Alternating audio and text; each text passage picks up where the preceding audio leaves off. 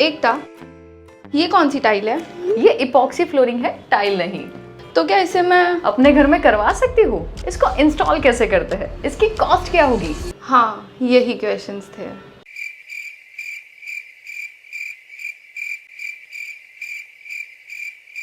And cut. भाई please कोई news channel की फुटेज मत यूज करना, लोग कॉपीराइट स्ट्राइक लगा देते हैं। कैमरा ऑन है क्या? यस।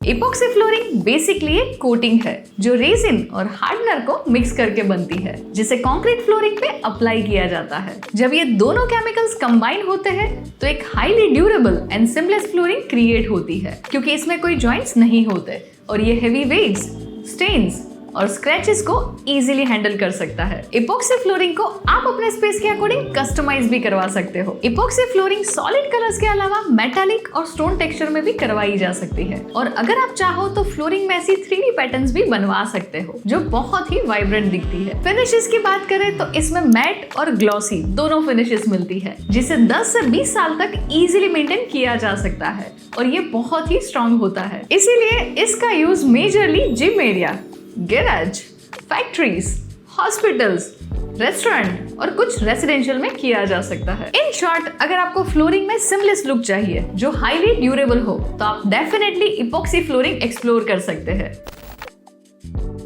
अगर आप इपॉक्सी फ्लोरिंग करवाने के बारे में सोच रहे हैं तो ये जान लेना बहुत जरूरी है कि इपॉक्सी के और भी बहुत सारे टाइप होते हैं। हर एक का अपना यूनिक लुक, स्ट्रेंथ और यूज होता है। इसकी थिकनेस एवरेज 2 mm से लेकर 10 mm तक होती है। अगर आप इसे अपने घर के लिए कंसिडर कर रहे हो तो 3 mm थिकनेस प्रेफरेबल होती है, उससे ज्यादा की आपको जरूरत नहीं होगी, क्योंकि 4 to 10 mm की फ्लोरिंग कमर्शियल एरियाज में यूज होती है। तो अब एक एक करके इसके सारे टाइप्स को समझते हैं। फर्स्ट होती है सेल्फ लेवलिंग इपॉक्सी। ये इपॉक्सी फ्लोर को परफेक्टली स्मूथ और सिमलेस फिनिश देती है। तो अगर आपके फ्लोर में कोई अनइवननेस है, जैसे फ्लोर का सरफेस थोड़ा ऊपर नीचे है, तो ये फ्लोर पर स्प्रेड करते ही फ्लोरिंग का जो लेवल है वो सेम हो जाएगा, जिससे फ्लोर पर कोई अनइवननेस नहीं दिखेगी। अब इस इपॉक्सी फ्लोरिंग को आप कमर्शियल एरियाज जैसे फैक्ट्रीज, ऑफिसेस, शोरूम्स या गैरेजेस में ज्यादा देखते हैं। और इसके अलावा ये इपॉक्सी सिर्फ सॉलिड कलर्स में अवेलेबल होती है। इसका मतलब है आप इसमें कोई पैटर्न्स नहीं बनवा सकते। तो कमर्शियल एरियाज में एक सिमलेस लुक क्रिएट करने के लिए एक बेस्ट ऑप्शन होता है। रेसिडेंशियल एरियाज में आप इसे एक्टिविटी एरिया, जहां फर्स्ट बोल या टीटी टेबल रखना है, वहां पर यूज कर सकते हैं। सेकंड है मेटालिक इपॉक्सी फ्लोरिंग, जो बहुत रिच एंड लग्जरियस दिखता है। किसी भी स्पेस को एक प्रीमियम लुक देने के लिए ये एक अच्छी चॉइस है। आप यहाँ देख सकते हो कि इसे डिफरेंट पिगमेंट्स को यूज करके इसमें बहुत सारे पैटर्न्स एंड डिजाइन बनाया जा सकते हैं, और क्योंकि इसमें कोई जॉइंट्स नहीं आते, ये बहुत ही स्मूथ दिखता है और आप इसे डिफरेंट कलर्स में बनवा सकते हो। अब बात करते हैं 3D पैटर्न इपॉक्सी फ्लोरिंग की। आपने गूगल और पिंटरेस्ट में कभी ना कभी तो ऐसी विजुअल फ्लोरिंग देखी होगी, जिन्हें देख के कई बार लोग सोचते हैं कि ये कौन सी फ्लोरिंग है। तो अब आपको जवाब मिल गया, ये है 3D इपॉक्सी फ्लोरिंग। इसकी हेल्प से आप अपने स्पेस में जैसा मन हो वैसा आर्टिस्टिक फ्लोरिंग करवा सकते हो। एक सेकंड, अब इतना सुन के कुछ उल्टा सीधा मत करवा लेना। लोग पूछेंगे कि किसने बताया, और आप कहोगे कि एकता ने सिखाया था। इसका इंस्टॉलेशन बाकी इपॉक्सी फ्लोरिंग के कंपैरिजन में थोड़ा डिफरेंट होता है, जिसे मैं नेक्स्ट पॉइंट में डिटेल में एक्सप्लेन करूंगी। वैसे इपॉक्सी फ्लोरिंग के कुछ और भी टाइप्स होते हैं, जैसे फ्लेक इपॉक्सी, मोटर इपॉक्सी और क्वार्ट्ज इपॉक्सी फ्लोरिंग। इन सब को हम आज इस वीडियो में कवर नहीं करने वाले, क्योंकि ये कमर्शियल स्पेसेस में ज्यादा यूज किया जाता है और आपके घर के लिए ये सूटेबल ऑप्शन नहीं है। अब इसके साथ एक और बात, अगर आपको अपने स्पेस के मटेरियल, लेआउट या कलर कॉम्बिनेशन को लेकर कोई भी क्वेरी है तो आप मुझसे पूछ सकते हैं एक 1-to-1 वीडियो कॉल पर। इसकी लिंक आपको डिस्क्रिप्शन में मिल जाएगी। अब डिटेल में समझते हैं कि इपॉक्सी फ्लोरिंग की इंस्टॉलेशन प्रोसेस क्या होती है। सेल्फ लेवलिंग इपॉक्सी फ्लोरिंग का इंस्टॉलेशन स्टार्ट होता है सरफेस प्रिपरेशन से। सबसे पहले एग्जिस्टिंग फ्लोर को अच्छे से क्लीन किया जाता है। डस्ट, ग्रीस, या कोई भी लूज मटेरियल हो उसको स्क्रैपर या वैक्यूम के हेल्प से साफ करना जरूरी है। अगर फ्लोरिंग में क्रैक्स या अनइवननेस है तो उनको इपॉक्सी फिलर या पैचिंग कंपाउंड से रिपेयर करना पड़ता है। नेक्स्ट, मैकेनिकल ग्राइंडिंग या शॉर्ट ब्लास्टिंग करके सरफेस को रफ किया जाता है ताकि इपॉक्सी का एडिशन स्ट्रॉन्ग हो। उसके बाद एक प्राइमर कोट लगाया जाता है जो फ्लोरिंग को सील करता है और इपॉक्सी को बॉन्ड करने में हेल्प करता है। जब प्राइमर ड्राई हो जाए तो सेल्फ लेवलिंग इपॉक्सी को हार्डनर के साथ एग्जैक्ट रेशियो में मिक्स करके फ्लोर पर पॉर किया जाता है। इपॉक्सी 24 to 48 आवर्स में फुल्ली सेट हो जाता है। मेटालिक इपॉक्सी फ्लोरिंग का प्रोसेस थोड़ा एडवांस्ड होता है क्योंकि इसमें कलर ब्लेंडिंग और आर्टिस्टिक इफेक्ट्स क्रिएट किए जाते हैं। प्राइमर ड्राई होने के बाद मेटालिक इपॉक्सी को मिक्स किया जाता है। इस मिक्सचर को फ्लोर पर पॉर करके ट्रॉवेल या स्क्वीजी से स्प्रेड करते हैं। फिर मेटालिक इफेक्ट क्रिएट करने के लिए आर्टिस्ट इसको स्वेल्स,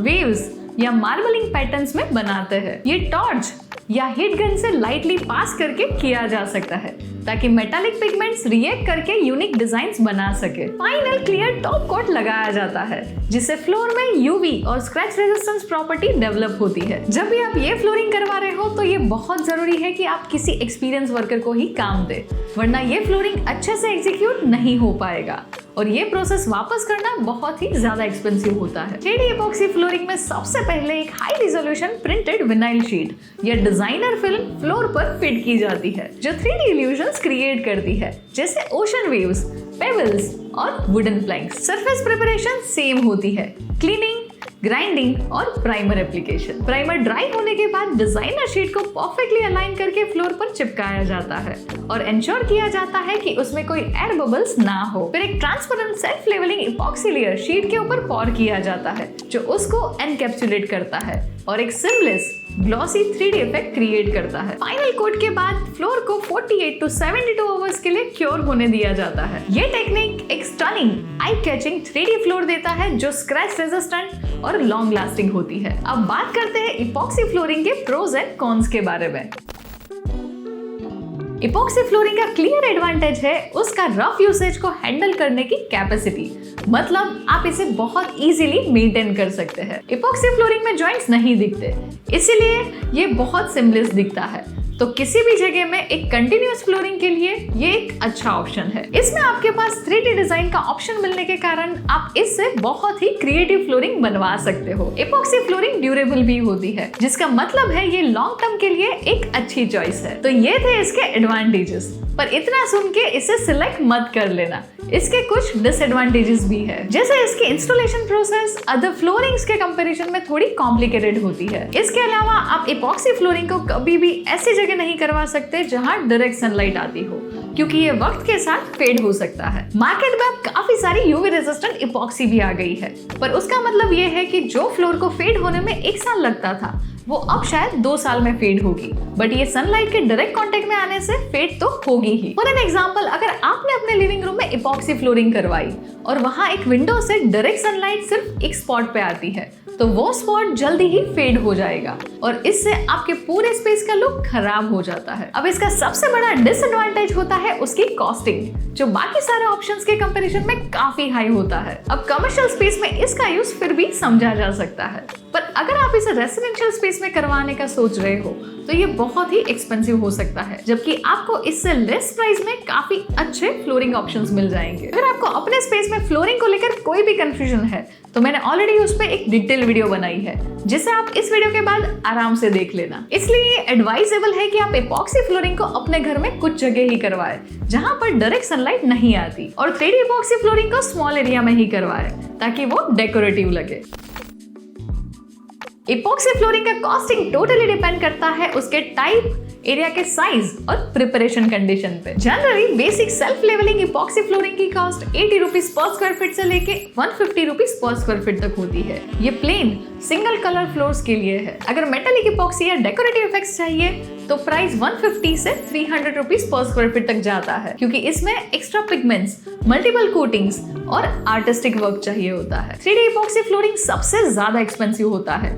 इसकी कॉस्ट 250 रुपीज से 600 रुपीज पर स्क्वायर फीट तक होती है क्योंकि इसमें high quality printed vinyl sheets और मल्टीपल क्लियर कोट्स की जरूरत होती है। एडिशनल कॉस्ट की बात करें तो इसमें सरफेस प्रिपरेशन के चार्जेस और लेबर चार्जेस अलग ऐड किए जाते हैं जो आपके एरिया एंड वर्कर के अकॉर्डिंग वेरी हो सकते हैं। तो अगर मैं इस वीडियो से आपकी इपॉक्सी फ्लोरिंग से रिलेटेड सारी कंफ्यूजन को दूर कर पाई हूँ तो इस वीडियो को लाइक जरूर कर देना, अपने फ्रेंड्स एंड फैमिली को शेयर कर देना और ऐसे इंटरेस्टिंग इंटीरियर वीडियोस के लिए हमारे चैनल को सब्सक्राइब करके बेल आइकन प्रेस करना मत भूलना। ये है हमारी कुछ प्रीवियस वीडियोस जो आपको अपने घर का इंटीरियर डिजाइन करने में बहुत काम आएगी। Till then keep designing beautiful spaces and I will see you in next video.